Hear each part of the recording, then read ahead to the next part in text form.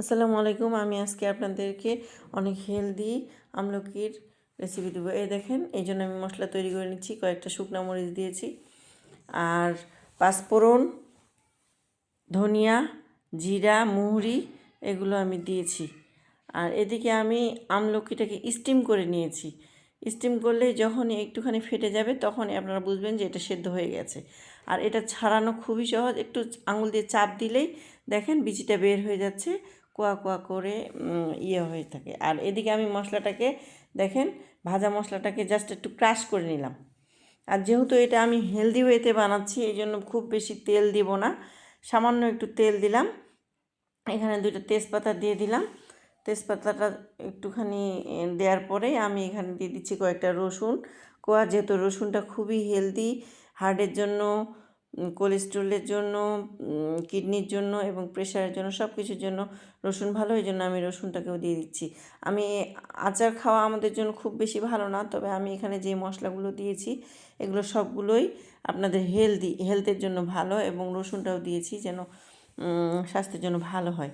আর এখানে দেখেন আমি অবশ্যই পিঙ্ক সল্টটা ইউজ করেছি, আপনারাও পারলে পিঙ্ক সল্টটা ইউজ করবেন। আর সেদ্ধ আমলকিগুলোকে আমি দিয়ে দিলাম, এখানে একটু কষিয়ে নেব।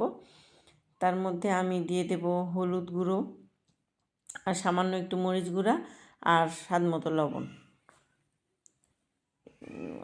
এখানে আমি বেশি মরিচ ইউজ করব না, যেহেতু আমি ভাজা মশলার সাথে আমি ক্রাশ করা মশলাগুলোর সাথে আমি ভাজা শুকনো মরিচ দিয়েছি, চিলি ফ্লেক্স যেটাকে বলে, এই জন্য আমি মরিচ বেশি দেবো না। আর আমি এটা বাচ্চাদের জন্যই তৈরি করছি হেলদি ওয়েতে, যেহেতু ওরা আমলকি খেতে চায় না। আমলকির মধ্যে প্রচুর ভিটামিন সি আছে, এবং মানে সব ধরনের ভিটামিন আমলকির মধ্যে আছে, যা একটা মানুষকে সুস্থ রাখার জন্য অনেক বেশি জরুরি। তো আমি এটা যেহেতু হেলদি ওয়েতে তৈরি করছি, এই জন্য আমি এখানে চিনি ব্যবহার করব না, আমি গুড় দিয়ে এটাকে বানাবো। এটা আপনারা সারা বছর খেতে পারবেন। এই দেখেন আচারটা অলমোস্ট আমার হয়ে গেছে। আর এই ক্রাশ করা মশলাগুলো আমি দিয়ে দিচ্ছি। এই মশলাগুলো দিয়ে আমি বেশিক্ষণ ভাজবো না, কারণ এই মানে নামানোর আগে আগে আমি মশলাগুলোকে দিয়ে দিয়েছি, কারণ মশলাগুলো বেশি ভাজলে তিতা হয়ে যায়, স্বাদ নষ্ট হয়ে যায়। এই আমলকির আচারটা খেতে অনেক মজা লাগে, দুর্দান্ত লাগে। আপনারা এটা রুটি দিয়ে, খিচুড়ি বা পোলাও, ভাত সব কিছুর সাথেই সার্ভ করতে পারেন। আর এটা যেহেতু স্বাস্থ্যসম্মত, বাচ্চাদের সর্দি কাশি থেকে শুরু করে সব ধরনের অসুখের জন্যই এই আমলকি অনেক বেশি উপকারী। যারা কাঁচা আমলকি খেতে পারেন না তারা অবশ্যই এইভাবে ট্রাই করবেন, ভালো লাগবে আশা করছি।